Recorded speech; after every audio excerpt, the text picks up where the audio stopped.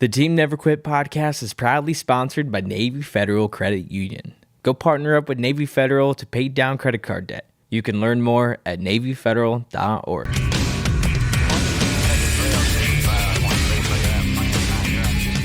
Ladies and gentlemen, welcome back to another episode of the Team Never Quit podcast. As always, thank you guys for listening and watching, and please hit that like and subscribe button if you'd like to see the show.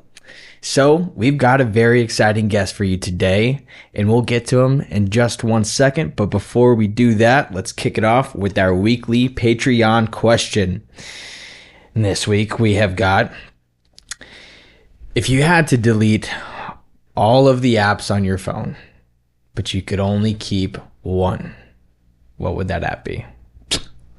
That's a pretty good question, actually. You ever seen somebody when they turn their phone on, there's 5 screens full of those things? It's me. Is it? It's way more than 5. I love resources. Yeah. I would probably keep Safari. I think you can use Safari for a number of things, and even... Oh, your internet browser? Yeah. That's probably right. Yeah. Like you can search things up, but you can also communicate with people through that. You could use your email through that. You could use a number of things just practically. That's what I'm thinking. You can search up scripture and all manner of things. That's a good one that I didn't even think about, because I was thinking like developer apps. Yeah, I would probably use like a Google search engine or something. But I also love Uber Eats, because there are days where I do not feel like cooking. Oh, yeah. And Marcus loves him a good steak. Mm-hmm. And Uber Eats will deliver from the best restaurants out here, all the way out here. And we're out in the country. We're not right in the city where everything's at our fingertips. So for us, it's 30 minutes to a steak restaurant. But they'll drive it out here with Uber Eats, and I don't have to cook. So I think that's the one I'm going to go with. Yeah. Okay.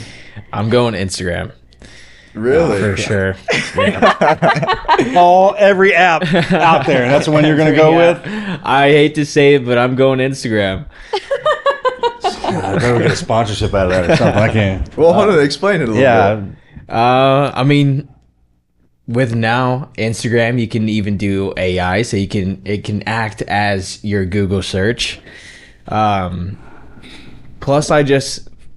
I like to socialize. You can communicate with everybody on there. You can use that as a text machine, so you can just pretty much do everything. Plus, get to see and meet new people. Share your story a little bit. Hunter is the most social human I know. He makes a friend with everybody he meets.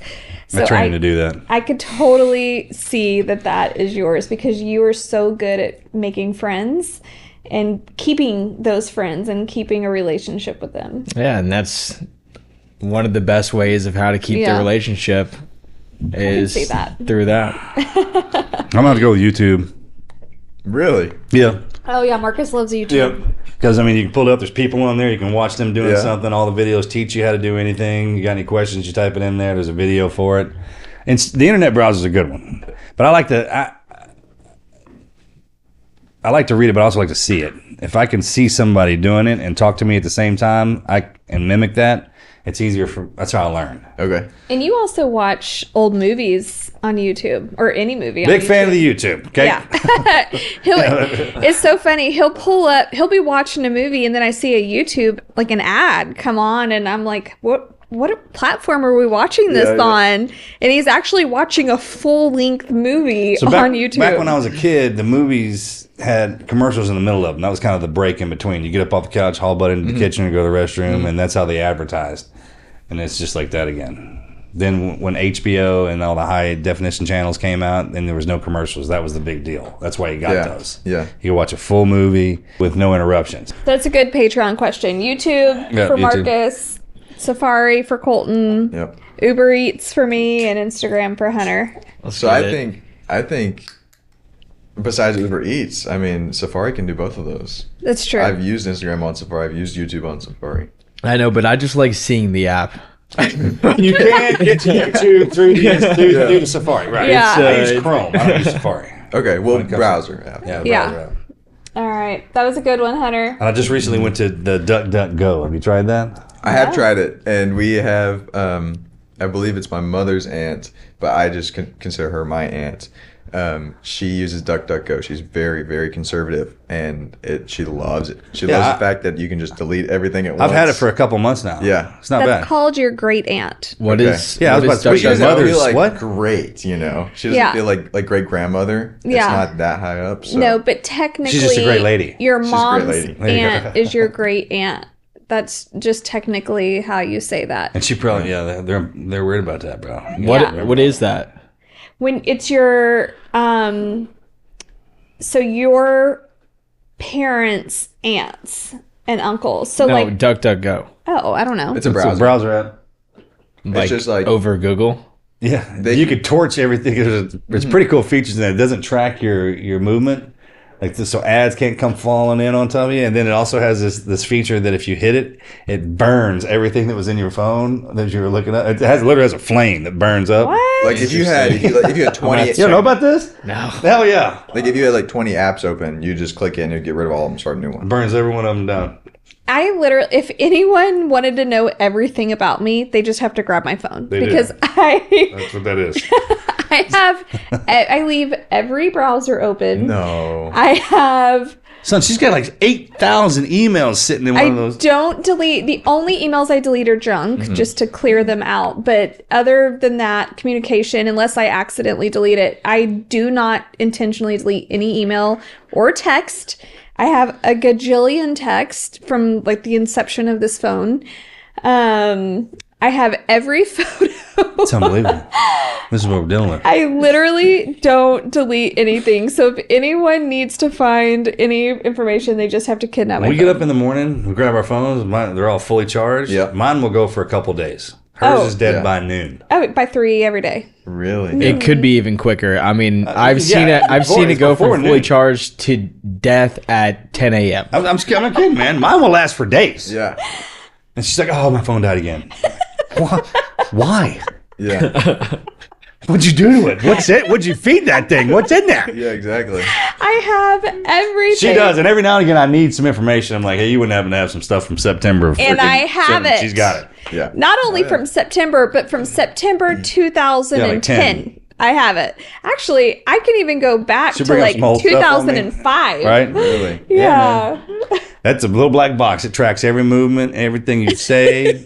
We were turned the bed down one night, and I asked her a question about something, and it answered me. The phone did. The Siri. The Siri answered me. I wasn't even talking to her. So, there's that. So how do you keep up with all that? How do you stay organized? She just I'm probably not the most organized person, but I do know where everything is. How? It's just It's a my miracle. gift. It's a Okay. gift, man. It's my You know how we were gift. talking about that earlier? Like Yep. we got something, then you don't. Yep. Yep. Right? Yep. Like I know I don't have that gift. Oh yeah. But I that's am what's happening not there. your like typical organized person. But if you asked me like, hey, can you get me such and such from whenever, I will find it and I'll get it for you. Okay. So That's impressive. yeah. That's a good question. Yeah. Good All right, question, huh? Colton, welcome to the podcast. Thank you. This is a big Yes. deal. Your mama turn you loose out to the public like this, and I feel honored to be able to have you on here and talk about this. Thank you. Colton Kyle. Yes. All right. I'm honored just to be here. I'm so grateful. So we're gonna get a little about your background, then we're gonna introduce you to everybody. Does that sound like a plan? Great. All right, cool. So where were you born? I was born in San Diego, California. Were you really? Yeah. He didn't bring you home? Well, He could. I was, pregnant, and he was deploying 10 days later. But what did he do, Colton, with the dirt? so yeah. Oh, you had the dirt though. That's where I was going yeah. next with that. Of course he did. He Good had man. his parents bring Texas soil to the hospital, and that was the first soil that my feet touched. Because he is a great That's Texan. awesome. Yep. Freaking great Texan. I've made my brother do the same thing. So tell me who your father is. Chris Kyle, American Sniper, the legend. He has a couple monikers. He does. He's got quite a few, actually. Yep. Right on, yeah. Chris Kyle, the American Sniper. SEAL team. Navy SEAL. Yep. They make movies and books about him. He's not with us anymore. Correct. And you're his son. Yes, sir. His only one. Yes, sir. I hope so. And you got a sister. You might I do find have out a on sister. You got a sister. What's her name? Her name is McKenna. All right. Yep. And your mom? Kyle. Taya Kyle, Yep. one of the strongest ladies down here. That's for sure. Yeah. Okay, so let's back this up. Do you mind, and we can edit this if we need to, but do you mind going back to your childhood No. any of that? Do you remember anything about your dad? Because I know my sister lost her mom at a young age, and there's a lot she mentally blocked out. Is it like that with you? There's a lot I blocked out. That's not to say that I don't remember things. It's just I remember a few things that are ingrained, like I won't forget them. But How old are you? I was 8 years old. 8 years old, Chuck. Yes, sir. And your fondest memories of your dad? Yes, I have a few, for sure. One of them being just average run-of-the-mill day, and he would come home from work through our garage and running down the garage hallway, and he would pick us up and give us a hug. And so that's the thing that I remember most about him, is him being an awesome family man, father, and husband. Because I wasn't married when I was in. I didn't have kids or anything like that. When he came home at the end of the day after work, always fired up. You know, I don't remember if he was fired up necessarily. I mean, he was happy to see us. That's what I'm saying. Just Yes. overall, you wouldn't know that what he was or what he did for a living. No, but this was. I'm sorry. I'm talking about Kraft. Yeah. Okay. When he was already out and he was at Kraft, Okay. and he would come home and see us. Before then, I don't remember. I can't think of a specific memory of running to see him after he's coming home from deployment. All right, Chuck. All right. So growing up in the teams, you were real young when we were going through all the deployments and everything like Right. that. All right, Chuck.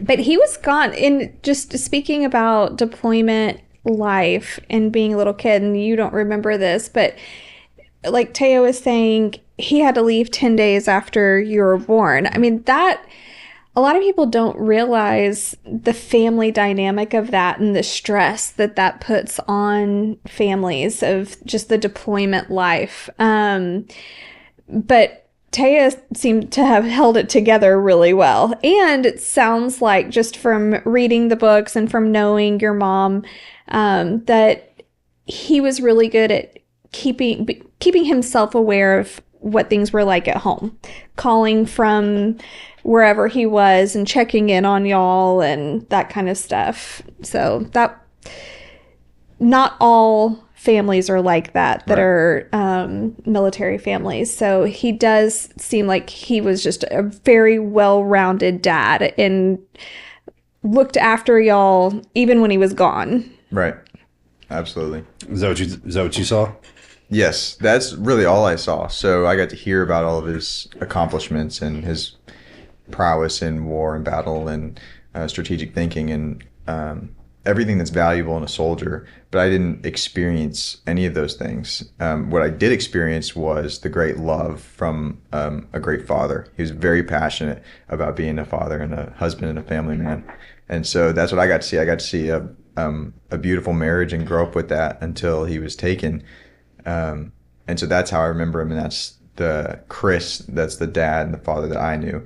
But it's very cool to hear all these things and obviously to know that legacy.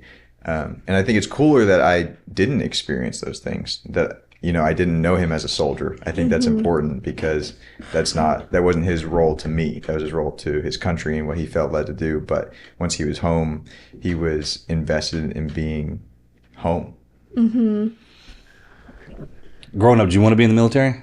I did. Oh, Yeah. I was going to ask. Yeah. I was like, did that, because I got the young ones now. Yeah.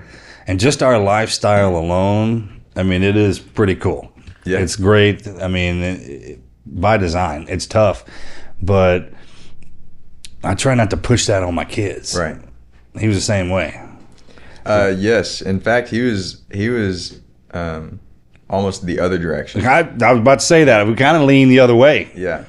So he said he believed he had served more than enough for our family. Both, right? Yeah. So that we definitely did not need to, because he knew, obviously, he was self-aware. He knew what he did and what people thought of him, and he knew there would be pressure. Are you going to go into the military? You can go into the military. That's the limited presence that I've had on social media already. I've been asked that question a number of times. The most asked question: are you going to go into the military? And I grew up thinking that was really, really cool, and it is really, really cool. to feel and to hear all these stories. I mean, I have known and do know a number of SEALs and special forces. Oh, you got a lot of uncles running around. Yeah. For sure. Yep. So, and I hear really cool stories. I also hear really traumatic stories, and I hear the immense pain and grief and suffering that it comes with to truly sacrifice. And I know what it costs at home. I know what it costs mentally and spiritually and all those things. So I've discovered, I believe I have a different gifting, and that's not what I would bring to this world is service in that area. But I did for a while growing up think that was just the coolest thing you could possibly do. I have so much respect for that. But you do have a gift in just the art of fighting. And you do Muay Thai, don't you? I do train Muay Thai. Yeah, Yes. I don't pronounce that right. Yeah. You can edit out how I say that. No, it's fine. I'd like to. Scrapper. You're a scrapper, aren't you? Your dad, I know you choking fools out at a young age. I know he taught you that. When did you start that? So I just started Muay Thai not very long ago, like 4 or 5 months ago. Oh, wow. And I absolutely love it. I'm in love with it. But I would consider myself mental, emotional, spiritual fighter. I've never actually gotten into a real fight, so that's yet to be decided if I'm any good physically. I'd like to think I am. Well, you want to train before you get into one. Exactly. That helps. Exactly. And Mike Tyson says it perfectly. He's like, everyone's got a plan to get punched in the face. Yep. Life does that by design. Yep. And I know your dad, he started training you even when you didn't, kind of like the Mr. Miyagi way. You were getting taught things that you didn't even know at a young age. Oh, yeah. So I know plenty of things. Like you said, I have plenty of uncles running around, so everybody loves to teach me a thing or two here and there. So I'm very confident in myself and my abilities.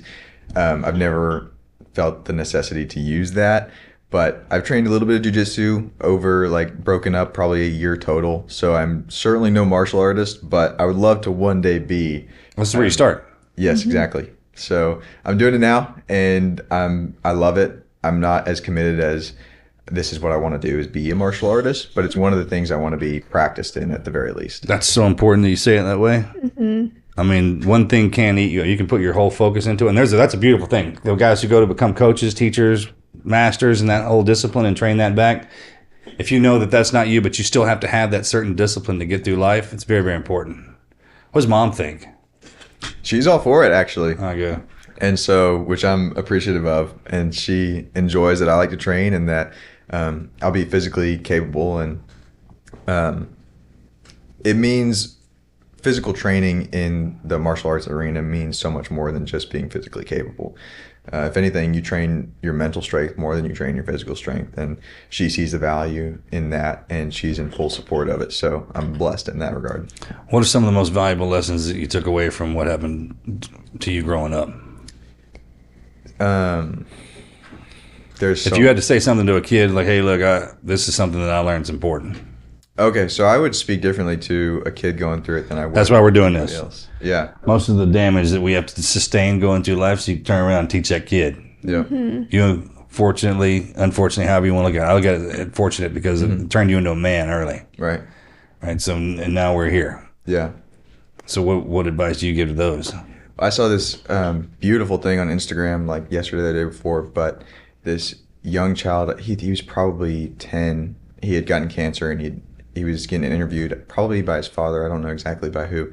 And he said, what do you think, how do you feel towards God that this has happened to you? And he said, I'm grateful that it happened to me rather than one of my 2 sisters, because I know I'm strong enough to do it. And so it's giving me chills just talking about it, because I've never really felt that way, honestly. But now I had the opportunity to look at it from that space, that I'm grateful that God has given me the tools and the people and the resources that I'm going to be more than okay.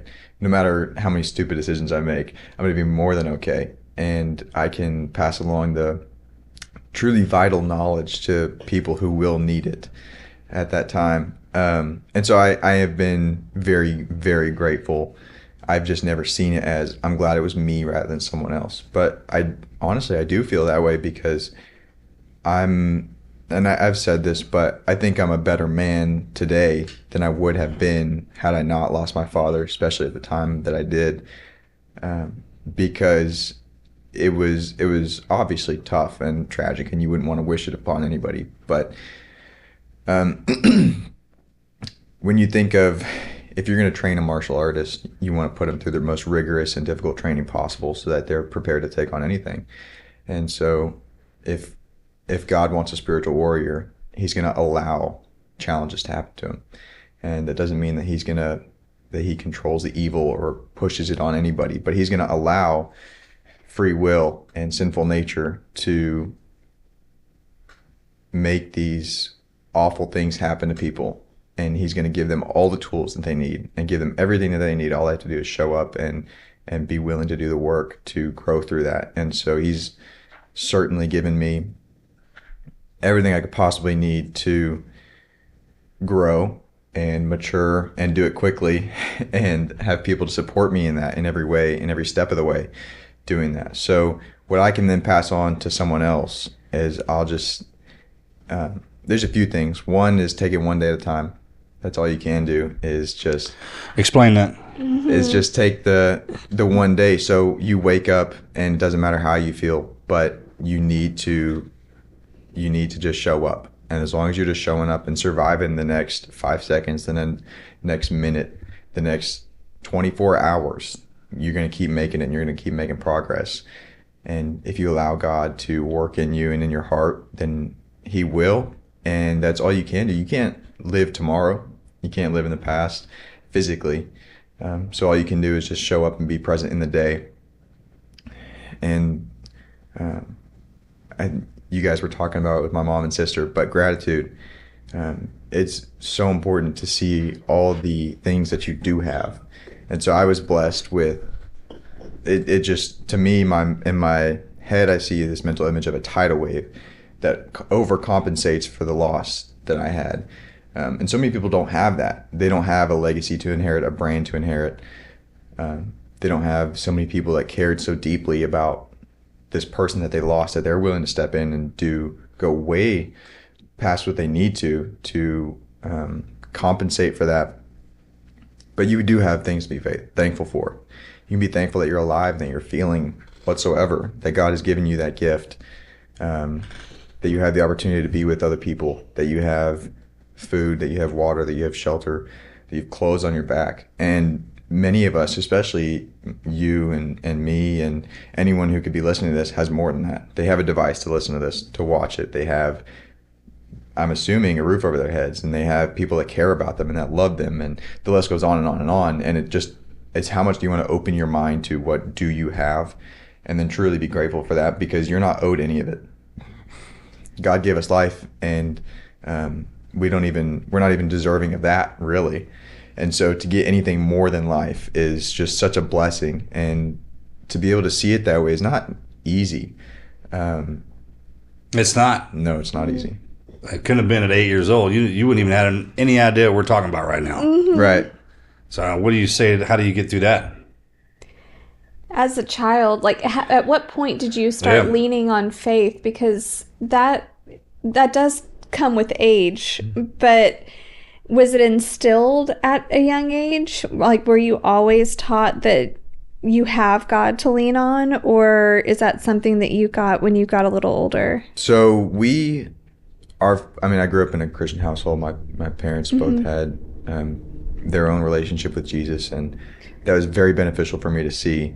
And more than that, what you can see, especially as a kid, is you don't see people's relationship with Jesus. Nobody does, but you see what that does in their lives. And so what that did in my dad's life and what that did in my mom's life, seeing that, and then having so many people that were willing to step in and fill the gap and father the fatherless has meant so much.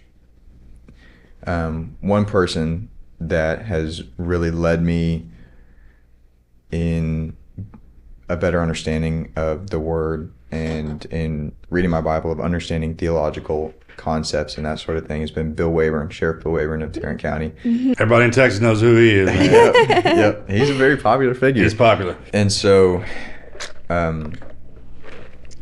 he has been someone that I've gone to time and time again. Like, I don't, as you know, with him, important things like what does it mean to really be saved, and how do you know that you're saved, and that kind of thing, to things that are not necessarily so important but that still interest me. Like, what was the historical context of this letter that Paul wrote, or what does that mean, that kind of thing. And I've gone to him with all of it, and nobody's going to know all the answers to those things, but to be able to go to somebody and trust that they're going to do their best for you, and that they're not going to lie to you and say, oh, I know, and this is such and such, but oh, I don't know this, but this is what I do know. I'll look at this. But seeing the way that people lived and the way that they loved my family has been the biggest part that reflects on Jesus and his redemptive abilities. It's tough to put it into words, but I've seen it in people, and then I've had people that were willing to take the extra time to teach me.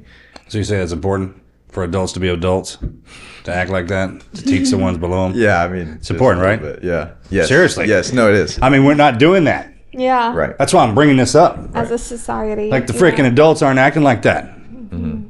And I'm asking you, from somebody from a younger age, when you look at us acting like fools, it means something. Mm-hmm. And then when you see the ones that act like mature adults that actually help you, it's more beneficial, correct? Yes. When we act like that to teach our kids? Yes. Okay. Very beneficial. I just needed to hear it from you. I need everybody else to hear it. Yes. Were there any times in high school or your even junior high that you really struggled with your faith, or have you always just had a really good foundation on keeping that relationship strong? That is a good question. I would not say there are times that I've struggled with my faith necessarily, which I think is kind of a foreign concept to many people. Many people struggle with their faith, and maybe I'm just not seeing it the same way. But I've definitely not been as strong in my faith as I have been for a long time. It's been a gradual thing, and just the more knowledge that I have, I would tend to say cold and analytical is the way my mind works. And so the more knowledge that I have in front of me of here's the proof of God and here's what he does and here's stories of this, this, and this, and then evidence to back it up. I've had many people that are very knowledgeable in what they're talking about. That has been very influential to me. So my faith over the years, I'd say, has grown immensely in just the past few years. Just like I'd say probably the past 3 or 4 years. I've really grown the most, and I've never struggled with unbelief or being mad at God necessarily. And to be honest, I can't tell you why, because I think that most people go through that, and that's what I've heard. I've had this understanding that God didn't take my father. He allowed it to happen, and I've seen the good that it is brought through it. And so to be able to ask those questions without emotions necessarily, to ask this question almost as a gotcha. Well, if God is all-knowing and all-powerful, then why do bad things happen? Gotcha. Instead of asking those questions, being like, how is God all-powerful and all-knowing, and why do bad things happen? And truly asking for the knowledge of, explain this to me because I want to know. That's been my thought process. And then it's like, oh, well, because he actually can't be, so he's actually a terrible God and he doesn't exist, and that sort of thing. If somebody were to have said that and backed it up with good evidence, then I would have felt angry, and then I would have really struggled with it. But like I said, I've been very blessed with knowledgeable biblical teachers that have guided me through that. So kind of asking questions without assuming things, I guess. That's a tough place to be. Mm-hmm. Most people don't have that kind of cognitive function. Yeah, and I'd say that's one of my gifts for sure, because I can recognize that's not a normal thing. That's not an easy. That comes with age. Easy thing to do. Normally, elders have that. Yeah, so very blessed, and I think that's been role modeled for me for sure. It's not something that you just necessarily know or have, but it's been something that I've picked up on, especially from my mom. And like I said, those uncles and Bill Wayburn and these many people that have stepped in to fill the gaps that are very emotionally mature, no matter the age range, but that have been able to see well, instead of being mad at somebody or something, let's find out what actually happened. And just that situation and that perspective on life from a godly worldview is, let's not be mad until we know what happened. Let's understand how he works and what he does and why he would do those things, and then let's feel and evaluate from there. Shit, man, but And you got to be a great mama. Yes. She backfilled your dad's absence with some freaking studs. Yes, Like not some dude from the Chug and Puke that just was worthless in hell. that's true. That's true. Because that happens. Yes, it does. It does. And that is nothing against them either, women that do that, man. It's just, you didn't have that problem. Right. Your mom squared that shit away quick. Yes, she did. She's very, very I'm a strong. witness of that. Yeah. Eliminating all bad influences. Because they came in left and right. Yep. Came in left and right. So where do you see yourself growing? I mean, faith is something you always grow, no matter Yes. how old you are. It's something that you always practice and work on and grow. And do you see yourself even taking it as far as going to school in that, or what are your thoughts on future with your faith? Yes, I do want to go to school, and I want to get my doctorate in apologetics. That's what I'm probably most passionate about, is my faith, but then apologetics. And so I really do enjoy theology. And so if you don't know the difference, forgive me if you do, but I'll explain it anyways. Theology is the study of God. And so obviously from a Christian perspective, what is God like and what does he do and why does he do those things? And apologetics is explaining to the unbeliever, this is why the Christian God is the most reasonable explanation to life and to why you're here and what gives you purpose and that sort of thing. And why does it make sense that we should believe in God? And it's more of an evangelizing. It's an evangelical tool for the analytical mind. Is what apologetics is in my mind anyways, because you can evangelize without any evidence necessarily, and that's what some very famous Only good ones theologians can do that. Only the good ones. Yeah. Or bad ones that Yeah. have bad intentions. And Oh, you can spot them. Yeah. They cover themselves with everything in between. So you Yeah. look at that, and then you can kind of hear what they're saying. But the ones that are really good at it, man, they'll deliver a message on you without you even knowing it. Yep. Because just like the military, there's bad guys in the military. There's bad guys in the faith arena. Yep. Like there's evil everywhere, infiltrated in every category of person. But if you really immerse yourself in the intellectual side too, you will be able to spot who those bad ones are. Have you thought about what schools you want to go to? I've considered a few. So I'll explain to you what my situation is now and why that matters. But I've taken a gap year. I graduated high school last year, and this school year is just coming to an end for most of my friends. But I've taken this year, and I'll continue to take the summer and probably move forward, not going to school for the time being, as I'm working on American Sniper and doing everything that I can do there and seeing, okay, if I start the next phase of my life where I'm working full time and I'm able to support myself and hopefully very soon my girlfriend will then be wife, then what does that leave me time for? Did she know that? She knows that, yeah. Let me tell you something. You just As your rabbit holed father's this. consigliere to your ass, all right? Okay. You're going to stay on the path. I know you're bodybuilding, you look great, you're a Muay Thai fighter. You better know more than that. You understand me? No more than what? Muay Thai, Jiu-Jitsu, and everything you got in between, man, because Yeah. all these uncles down here are designed to keep your ass on track. Yes. Your mama did a great job. You're a Yes. full-blown man now. So I'm excited to see your path. Thank you. Oh, yes. Just stay. Might include marriage in the near future. You kidding? Does she know that? Yes. Yeah, that's what we're saying. Dude, I can't believe you've grown up that fast, man. That's a big step. It is. You know that? I do. Oh, okay. I do. Yeah. I'm just busting your chops a little bit, man, Yeah. because I want you to. I teach Hunter this too, man. first 40 years of a man's life, you're trying to figure out the man you're not. We might have gone too far with Hunter because he is 26 and does not have a girlfriend. Yeah, and the so- family at 0 to 40, no wife, no kids. I mean, man. y'all You're did trying this to me. You gotta hunt them down. Yeah, you Shots gotta. fired. Yeah, she does that. Yeah. Does your mom do that to you? No. She doesn't? That's good, because she does. Mel will fire some over the bow fast, man. yeah. It's funny to watch. I'll do that too, but I got something to say here about Colton. So I remember this so clearly. Like, we talk about discipline. His discipline is next level. Like, it's just crazy. And I remember we were talking one time about Chris saying, like, I was very tearful, saying, I'm so glad he got to do all the things he wanted to do before he died. You know, like, I rest in that. And I said, you know, Colton, have you gotten to do all the things you wanted to do so far in life? And I think he was like 15, 16, maybe 14. I don't know. Anyway. And he said, he wants to go skydiving. That's one thing that he hasn't gotten to do. That's on you, Marcus, Uncle Marcus. And so anyway, but then I said, well, what about, and I mean, you know, I said, what about sex? Like, wouldn't you want to have sex before, like, if the world was going to end tomorrow, you know, wouldn't you want to do that? And he looked at me so seriously and he goes, Mom, I don't think God would like that. And therefore I would not like that. Like, if he doesn't like it, I don't like it. And I was like, dude, you're the coolest guy I've ever met.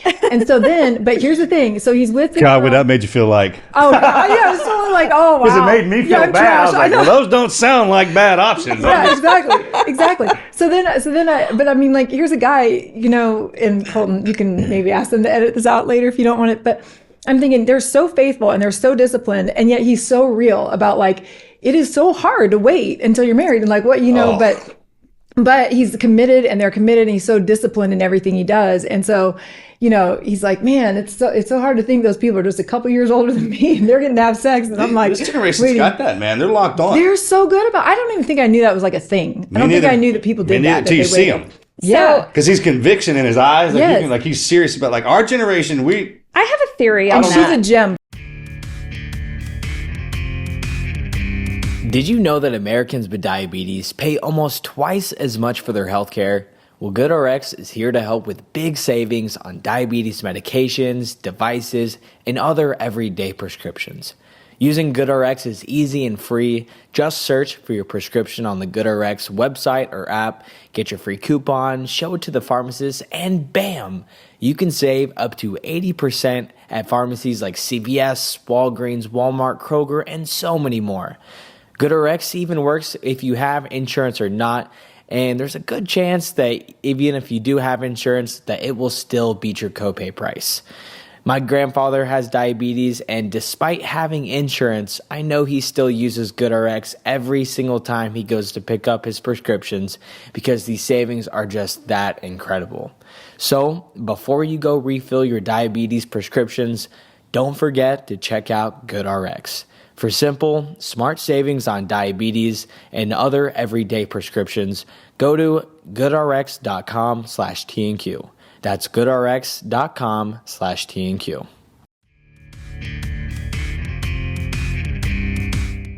Yeah. Well, we also didn't have the internet or iPhones or anything, so we just fooled around with each other. no one was around our generation, okay? We got cars early. Everyone was drinking. That's what we did for fun. I mean, oh And my God. I can't believe we lived. Do you agree with that? I completely agree with you. Like, we just didn't do the godly things because we needed entertainment. Oh, man. They're different. That's one way of saying it. I mean, Touched each other. we touched each other. You was screaming. Mom. But All right. I don't know if I like hearing this. I'm just saying, like, there was a different What we're era. saying, son, is love is blind. Okay? Love is blind. No, well, you definitely are a lot more disciplined, and I think a lot of the kids in this generation are a lot more disciplined because they have so much knowledge and a lot more than we had at that age. where it took us growing up and learning. You understand that, right? Yeah. Like, you guys have all the knowledge that we could possibly give you at your fingertips. You don't have to go to a library. You don't have to ask somebody for it. It's right there. What you don't have is the experience that goes into learning that knowledge, and that's what we had to get. Yeah. We had learned to go to a rich opposite of kid's you. house for it to borrow the encyclopedia. So y'all's generation, definitely a superpower. Information is power. So Yeah. Well, what you lose with that easy access is the work ethic to boom, get right it. there. So we're so conditioned to having everything so easily accessible that when we have to spend time, and by time you could spend 6 months. Nobody wants to spend 6 months on anything to get better at anything. It's not easy and it's not natural. I mean, it feels like, okay, I got to get up and do this again today, and I'm gonna have to do it again and again and again for years and years and years. Whereas that would have been natural for you because that's been role modeled, and nothing was instant. You didn't have anything just like that. You worked for everything, or at least it felt that way, I imagine. So it's definitely a trade-off. That's a great point you just made. I mean, that's a great point. Yeah, And 'cause how, we I mean, like, definitely how do have we the even work fix ethic. that? Because we need a little bit of both to make a human work. Because there's satisfaction that comes in with working for it. You know that now. Like in the weight room, and most of your generation too. People who go in and exercise, after a while, you see the results. But with the information, how smart y'all are, and how fast you process things, a lot of times, man, y'all go through it so fast that you miss the emotion part, the feeling part of it, which is what we're all about. Like, we love that part. Yeah. You guys are all in it for the mental, like, grasp. Yep. And that's a huge difference between us. Colton, also speak to I think even with bodybuilding, where you think you go to the gym and you do all this stuff, but there's a huge temptation for a lot of young people. They want it faster, so they use steroids, right? Like I think more than they ever have in the past. So part of that speed thing, I think, is an important thing that you guys are talking about, where you can have discipline, but they want it faster at any cost, drugs, whatever. Yeah, that's a great point too. Y'all move so fast. Yep. I remember getting my very first job where I actually earned a paycheck, and I don't remember exactly how much it was an hour. I want to say like $4.50 or something. And I worked my butt off after school. I was still in high school. I would leave school and go work, and I did that Monday through Friday, and you got paid every 2 weeks. And I was so excited to get my first paycheck. And after taxes, it was maybe $100. It was not a lot of money. But at the time, I was so excited about that. Like, I felt like I did earn it. It's not a feeling, but the feeling of working for something, even if it's little. Yep. It's very rewarding, and that is something that's missing nowadays, is with this whole instant life style that our generation created with the internet. Yeah, we did this to y'all. Yeah, I mean, our generation created that. The people did who it. made the internet are our age. Yeah, it's us. We did that. So it is interesting to see the shift in how it's affected your generation and Hunter's generation. But it's not all bad. I think that there are some good things that have come out. I mean, obviously, you are a very impressive young man. Thank you. So, and I'm not just saying that because I love you and I love your family. I am genuinely impressed with who you've become. Thank you. Saying that, what is it that you want to build with American Sniper, with that brand? What's that hunger and drive that you want to see it become?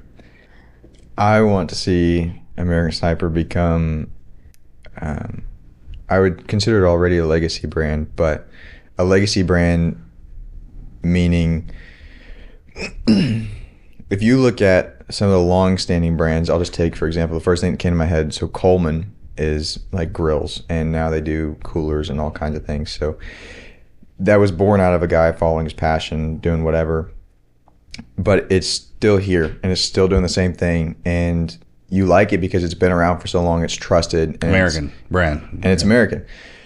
And I want American Sniper to be the same thing. So I'm passionate as well about the firearm and tactical industry, and I would love to get into that soon after. And then when you buy apparel and when you buy range bags, when you buy these things, you're saying, I'm buying these. Obviously, they're going to be lower dollar item things compared to guns, and I would love to do silencers and stocks and all that kind of thing. But you're saying this is what I stand for. I stand for godliness. I stand for patriotism. I stand for sacrifice, duty, excellence, professionalism. And this is what I'm representing when I'm wearing this. And I support this brand that they've done this and they've stood here, and this is what they mean. And when I use an American Sniper gun, this is what I'm saying. I'm saying I'm not compromising on reliability, on quality. I'm standing with America and with what I believe America is and should be. And it's not, none of us are exactly the person that we want to be or have done all the things that we wish we would have done. And it's the same thing with America. I mean, we're not exactly what we want to be, but we love America because we love what we have the capability to become and what we started with and what we want to do with it. So this brand gives back. This brand cares about our servicemen and women and our first responder community. And we recognize the sacrifice that they've made, and we're giving back to them. American Sniper is giving a portion of the proceeds to TAC-F, which is their entire purpose is servicing these service marriages and giving them the tools that they need. And you guys talked about this. You understand that. But it's so important to give back to these people that sacrifice more than we could give back. I mean, you sacrifice part of yourself on the inside and something that you can never get back. And while you do get veteran discounts and you get police discounts and all these kinds of things, it's never going to repay that. But it's saying, hey, we care and we see you and we see what you've done. And that's part of what I want American Sniper to be, is a legacy brand that's stands on these values. This is what Chris Kyle was. This is his name that becomes American Sniper. This is what he cared about. This is his duty, and this is what I aspire to be. This is what I care about. And by using this gun, by using this range bag, by wearing this shirt, you know exactly who I am. You know what I care about. You know what I'm passionate about, and I'll stand by it. Have you started talking to different firearm builders and the back end of that to make that happen? I've started smaller conversations. So, you got shocked. I'm going to propose when I feel like I can support both of us. And so in doing that right now, I'm trying to promote the merchandise and that sort of thing. So, once I feel like the merchandise is established and I have the ability, because firearms are expensive, immensely expensive, and I want it to be something that my family owns. I don't want some private investor to come in and own me, essentially, or own the brand or do what they want with it. So it's going to be something that takes time. And we know people. We obviously have connections, and you guys know plenty of people, and it's just the scaling, not being able to onboard all of that right now, but as soon as I can, I want to. So in order to get that, you need to grow the apparel brand in order to raise enough money in order to build your first gun, or are you looking at long range guns, or are you looking at pistols, or both, or? Ideally, it would be rifles, but I think it would be so cool to do it all. Obviously, in an idealistic world, I do everything, but rifles would be the priority. Yeah, you're in a different position than everybody else. Right. Your name's already out there. Your dad kind of laid a foundation for you. You're stepping into it. Something's already kind of built, but you got to maintain it. What does that feel like? It's a blessing. It's that's a great attitude to have. Yeah.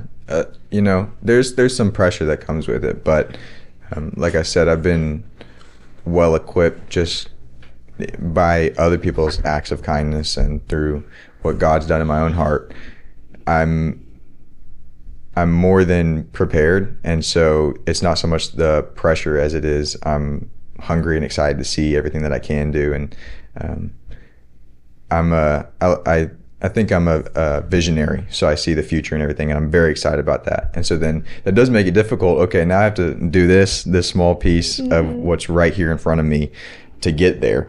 But I see the end goal, and I'm very excited about that. And so what I'm trying to do and what I'm getting better at is just enjoying where I'm at right now. And obviously, American Sniper, like you said, world renowned. Everybody knows the name American Sniper. Bro, everybody thinks Bradley Cooper's your dad. Yeah. Have you seen that dude? Yeah. Huh? Yeah. Oh, yeah. Okay. Yeah. I mean, there's, your dad did a lot of good stuff, man. He hooked you. I mean, you kind of got hooked up all the way down. Yep. From mom, dad, all the way down. Yep. What's it like to be you? You're a young man. What's it like to be you? When you get up in the morning, you go out. What's it like? Is there pressure in that? I'm curious. What's it like to be you? So I would say there's not pressure because I'm a very confident person. I've been very confident for a long time. Who gave you that? Well, I guess semantically, God. But it's been instilled Who hammered it? From God through my mom. Okay. Yeah. He put it in there, but somebody has to hammer that home. Right. Yep.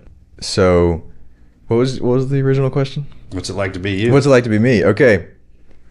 Colton, can I interrupt 1 second? Yeah. So I think one of the things that's interesting when you say that is we kind of went to great lengths at our house. There was nothing American Sniper. Even when Chris was alive, we just kind of kept it like, let the kids make their foundation in who they are, because we didn't want them to have a confidence in themselves based on who he is, right? So maybe you could speak to that and then say like what it is like to be you. But I think that hopefully... Because now you're going into it. What she kept you from the entire time, you're stepping straight into that. Yeah, thanks. Great. Yes. And so that's why I feel like I'm so confident, is because I'm not trying to live up to be my father. I'm not trying to step in and fill his shoes. I don't have any desire to be a Navy SEAL anymore. And that was very intentional, being hidden from the public eye. And the friends that I have, some of them knew of my father and some of them didn't. They had no idea until years later. They would find out and be like, oh my gosh, it's so cool. Like, why didn't you tell me? It's like, it didn't matter. And so it was very intentional growing up I'm Colton Kyle, and I'm just going to be Colton Kyle, and whatever Colton Kyle can be, he will be. And then these are the values that are important because of our faith. And this is what I care about. And it's, like I said, my dad made it clear, you don't need to go into the military. So if there were other people that weren't as close to me, I think I would have felt pressure without having the right people saying, you don't need to feel pressure. Preemptively, you don't need to feel pressure to do this, or this, and you just need to be who you want to be. Yeah, that's good. And it's not talking you out of it. For the listeners that are like, oh, well, they're shielding you from that. It's not that. It's letting you choose what you want to do. And it's not saying, no, don't do this because you'll never live up to that, or vice versa. It's not saying you need to do this because you need to try to live up to that. It's saying erase that and just be you. Yep. And that is super important. Marcus did the same thing with Hunter. He told him, you do not have to go to the military. You can go to college and do whatever. And there is no pressure. Now, if your best friend wants to go in, support him and praise him and lift him up to do that. But that's his choice. It's just based off of what you want with no pressure. So I think that is very important for people to understand, especially, we talked about social media a little bit, but the people that are going on and saying, well, are you going into the military? Why aren't you doing this? And it's like, listen, it's not your path. It's just not what you want. Maybe it will be one day. You never know. But right now, that is not the path that you want to take, and that's okay. And I think you will equally create a legacy in your own right. Whatever you decide to do, you will have the same amount of drive that your dad had and what he did, you will have in whatever category of career you want to do. I think you and your sister, that's not going to be a problem. Yeah, absolutely. If I told them, I want to be a Navy SEAL, everybody thought that was so cool. Yeah. I remember we went to Disneyland one time, and there's one of those things where you're watching. It was a toys thing, the Toy Story and the aliens, and there's a screen, and then they ask the audience questions. And I got called on. They're like, "What do you want to be when you grow up?" And I was like, "Navy SEAL." And it was like, "Oh, that's so cool." I literally remember It invokes that type of response. Yeah. And people were all for it. And so absolutely nobody was talking me out of it. People would say, if that's what you want to do, I mean, you're going to be great at it. Yeah. So, but that's, and like you said, if I were to try and fill those shoes, I never would, simply because I'm not as passionate about that way of living my life. And so, like you said, so my outlook is I want to be a better man than my dad. That's perfect. That's what you want to be. And in my opinion, I think everybody should feel that way. You want to be better than whoever came before you because you have more tools than they did. And obviously times are different, and you have your own struggles, and you're going to have all manner of things happen to you, whether they be your fault or somebody else's. But that you should strive to be better than your mother, better than your father in the ways that you can control and what you can do. And so what I am passionate about, which is apologetics and theology, and I do want to train, and I want to be a bodybuilder. So my dad was a very functional trainer, and he was a big dude. He was strong. He was corn-fed looking. For those of you that never got a chance to know him. I'm sorry, that's just the way it was. Yeah. Oh yeah. Yeah, he's a big dude. But it's like when you say corn-fed, they know what you mean. That's why I said that. Oh yeah. Oh Big, yeah. thick. Big old freaking thick sucker, man. Yeah. And it's like I might be able to live up to that in stature. He was taller than I was. I'm like 6 foot. I think he was 6'2". So I can't live that out, but that's not my passion anyways. I want to be a bodybuilder, so I want to be like a pretty boy, you know. Well, you are kind of pretty, so I mean, well, thank you. You're welcome. Thank you. You're almost not ugly enough to be a seal. You got to be good looking to be a seal, but it's a rough kind of ugly. You know what I mean? Yeah. So, but yeah, I'm going to be much more successful at following what I'm most passionate than I am trying to live up to something that that I am passionate about, but not as passionate. And I have all the respect in the world for the people who do go do that, because it takes a unique skill set, and it takes a unique, obviously we're all unique, but to be really successful in something, you have to be gifted in that. And so obviously you and my father are gifted in your own areas, which were so important in combat and everything around war. And my gifting is a little bit different, and that doesn't mean one's better than the other. So are my kids. And I love that. When I see that in them, I see it. And your father and I fed off each other. That's what team guys do. And trust me, when we're looking down at our kids, the one thing we're saying is like, man, I hope it turns out better than me. Yep. Even though we tried to be the best we possibly could, we didn't make it. Mm-hmm. Y'all will, though. Every parent wants their kid to be better than them. Man. They should. Yeah. They should. He would definitely want that. Yeah. Every good parent wants Yep. that. There's a lot Every good parent wants their kid to be better than them. It's instinctual. It happens as soon as you guys come on the ground. Yeah. So when I think of y'all and with your mom and Chris, or with your dad, I envision, like you said, you envision like a tidal wave of help that came in. When I have this vision, when I'm thinking of y'all, I always feel like his spirit is sitting right next to y'all. Like he's not, just his physical body is gone, but I visualize him being with y'all. Do you feel that? Do you feel his spirit with you? So that's very interesting. That's a good question, because I know that my mom, or I believe that she feels that way oftentimes, and she says, "Oh, that must have been Dad." And I'm not naturally inclined to think that way. I would say, I'm not saying that's not the case. You just don't feel it but yet. I just don't. Like I said, I'm more inclined to be cold and analytical, and so I'd say, well, I believe it's God stepping in and doing what a heavenly father can that an earthly father can't. And this is his way of providing and that kind of thing. And he can do that through everything. He used everything that my dad did to do that. Now, does that mean that my dad isn't talking to him and asking him to do these things, or that he's not interfering in earthly ways? I have no idea. But I know many people do think that way, and I'm not against it. but it's just not what I would, and it wouldn't be my first thought. It would be my point of view, my perspective would be that God's doing it because that's who he is, and he's the best father that can be. So he knows exactly what we need. And he knows us more intimately than my dad would, which is a crazy thought, that someone would know you more intimately than someone who's your own DNA, right? That your half of you is them. Someone would know you more intimately than that.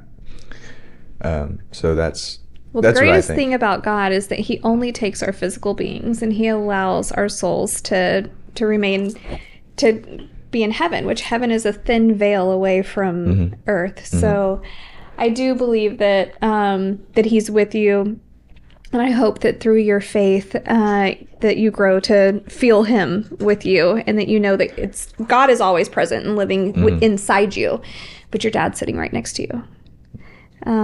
So that's just how I feel about it. What kind of advice could you give kids coming up?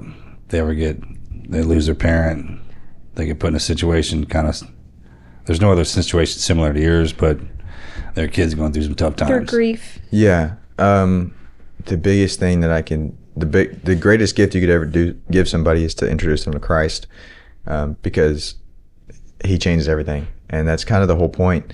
And it sounds cliche, but when you have a kingdom perspective, when you see the world more closely as if you're seeing it through God's eyes, then you can look at the things that are happening to you as temporary. Your family member that you lost is not gone forever. You can see them again. And so for someone with, let's just say, an atheistic worldview, they would look at me and feel so sorry for me that I would have lost such a great relationship. And I would look at them and I'd say, I'm going to grieve that I can't see him now, but I'm going to see him again, So why do I really have to worry when I have an eternity of joy ahead of me? And to give somebody else the gift of thinking and feeling that way is the best gift you could possibly give. So I would tell whatever kid is hurting and going through something like that is that Jesus has the ability to change that and to give you that kingdom perspective, to see things through his eyes, to see yourself the way he sees you and see the value in you and your situation, and to provide so much joy in your life no matter what you're going through. No matter what you have or don't have physically, you can live joy because of your kingdom perspective. So hey, I've also got a quick question for you real quick.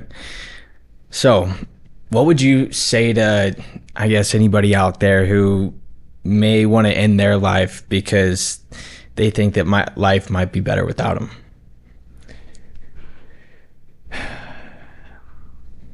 I have a lot of thoughts around that. I would start by saying God doesn't make accidents. So when he made you, he did it intentionally. He knows exactly what he was doing, and he knows exactly how he can use you. And so there's a number of ways you can look at that. The first thing that comes to my mind is you don't want to be the one saying, God, I'm going to take this tool from your hands. I'm going to take my own life, which you could use to benefit me and so many others, and I'm going to take that away from you and not let you use that. Another thing is there are so many people, whether you realize it or not, so many people that no matter how close you are to them, that care so deeply about you and value just your existence and that you're there and that you're present at all matters so much to them. And it's selfish to take that from them. To not let somebody enjoy you is a gift that you would take from them. And then you have the ability to choose joy, to choose life and happiness, and things that are easy aren't worth celebrating. So what that means is that when you do the hardest thing you can possibly do and you choose life and you choose to get back up and stand up and dust yourself off and get back in the fight, that you're doing something that's worthy of celebration and happiness, and doing the hard thing and living out a life that glorifies God regardless of how hard it could have been, can bring so much joy. I like it. What's your favorite verse? Your go-to? I can't say I have a favorite one, but I really like Galatians 6:9. So if I sign anything, like my email signature, for example, is Galatians 6:9. I do not memorize verses. So what is that? Let us not become weary in doing good, for at the proper time we will reap a harvest if we do not give up. And then verse 10, therefore do good to all people, especially to those who belong to the body of believers. You know, that's part of what plays into our suicide conversation is the joy that you can reap from not giving up, from never quitting, is so valuable, and it means so much. That's my go-to verse. I like it. Taya, do you want to ask that question? Yeah, I feel like sometimes, Colton, especially in the service community, when people feel suicidal, they feel like their family would be better off without them, right? So I love everything you said about suicide. It's so true. And what about the person that goes, but not me? Nobody enjoys me right now because I'm short fused. I'm angry. They would just be better off without me. And they can just get another person. They can get another husband. They can get another father. But I'm not in a good state of mind right now. Nobody could enjoy me. I just want to take me out of the equation. Yeah, that's obviously a very difficult feeling to feel about yourself. I remember playing ball just after my dad was killed, and someone that I thought I was close to said, just don't ever forget that you have one dad, as if somebody else would come in and replace my dad. And so let's say my mom had gotten remarried. It would be impossible to feel like I would have another earthly dad, because you can get a new husband, you know, you can have a stepfather, or you can have another kid, or you can remarry, you can do any number of things, these things that changes your legal status. But that's not what's important, is that's the person of who my dad was. So it's the person of who you are and everything that's unique about you, that if you were to remove yourself, you're removing the only you. And that's when people love you, that's who they care about, is you. They don't care that you're just a husband, that you're just a warm body, that you're just this or just that, but that you're entirely unique and you bring a different light to people's lives than you may realize. I like it. So in order to help you grow this American Sniper brand, how can people find you or see what you're adding to the brand? Look at your website. What's your social media handles and your website? Okay, so americansniper.com is the website, and on Instagram it's americansniper.brand. On Facebook it is American Sniper Brand, or Chris and Taya Kyle. So it's facebook.com/American Sniper Brand or Chris and Taya Kyle. Facebook's being difficult with the name changes, so that's what that is for. And then my personal brand is at Colton Kyle Official. No spaces, no capitals, no nothing on Instagram. So that'll be me. American Sniper will be American Sniper focused, and there will be some, in between. Well, I'm already impressed with who you are at 19, and I've watched you grow from when you were an itty bitty kid, and I'm so excited to see the next chapter of your life. Thank you. Hey, can I ask Colton one more question? Mm-hmm. Do you think that Marcus should run for office? Girl, you know better than that. Why would you even bring up such a blasphemy? Come on, Colton, what should he do? Well, I would love to see your influence used in you've already thought about this. Well, I'm just saying, I know who you are and I know what you care about, and I would love to see that influence. I don't think we have enough of that, and I think you know that. But like I said, people's giftings are different, and so it's wherever you're going to do the most good and where your time is best spent. Yeah, but you got to outdo Morgan. Well, I think Morgan is designed for that realm, and then my concentration is on the kids. Yeah. Like I really enjoy turning around and saying something that's positive, motivating to the kids. My brother can't speak like that. He has to yell at adults, acting like kids. Yeah. And I don't think I have the tolerance for that. Yeah. I mean, I know how I'm made, and people are like, you'd be great. And I'm like, look, there's something inside of me that can come out and you won't see. Mm-hmm. So I would say if anyone wanted to write Marcus's name into the ballot here we for governor Why of don't you Texas, run for... Wait, Taya Kyle's the one who needs to be the freaking... Oh, whatever. You're going to throw me under there? You better be with me. for governor of Texas, Yeah, I'll be your lieutenant governor or something, but... Opposite. he will accept if you write his name, but we are not running a campaign. I'm not trying to raise these kids. Yeah. My hat's Yeah. off to all of our politicians and people in office that have families that try to... My brother's one of them. You know who else is super impressive, and she doesn't really get any limelight at all, is a congresswoman from Louisiana, Julia Letlow. She lost her husband. He actually got elected, and he died during the year of COVID quarantine. That was when he was elected, and I think he only served like 2 months. He died. A special election came up, and she ran. And she has 2 like toddlers, and she manages it Awesome. with 2 little kids. She's cool. She reminds me of you, Taya. Just very squared away, puts her priorities with her family, but she can also run shit. So there are good politicians out there, and Morgan obviously being one of them, Julia, people like that are just really good. And then there's some that have been in forever that are complete sleazeballs. Should there be an age limit on president? Should there be a cutoff, an age limit? Like you can't run for president after age I this? think there definitely needs to be an age limit and cognitive testing. The age thing, the cognitive thing, definitely. I don't think And I don't think you should be able to die in office. You know what I'm talking about? age. From age. We had that happen the last couple of years. We've all witnessed that. I just think we might want to address it. Hey, y'all, I'm not trying to start a fight. You know, everybody's worked up. Man, might need to address some things. Well, if I love this place, and I love our you- people, man, but sometimes, you know. if you work for a Fortune 500 company, you're automatically retired at 65 years old. So why would you let someone older than that run our country? I get it. You look at them, stability. I completely understand that. But But you would think that we wouldn't vote for somebody that doesn't have cognitive function, that we would need the testing. Yeah. well, I think it happened while they were in there.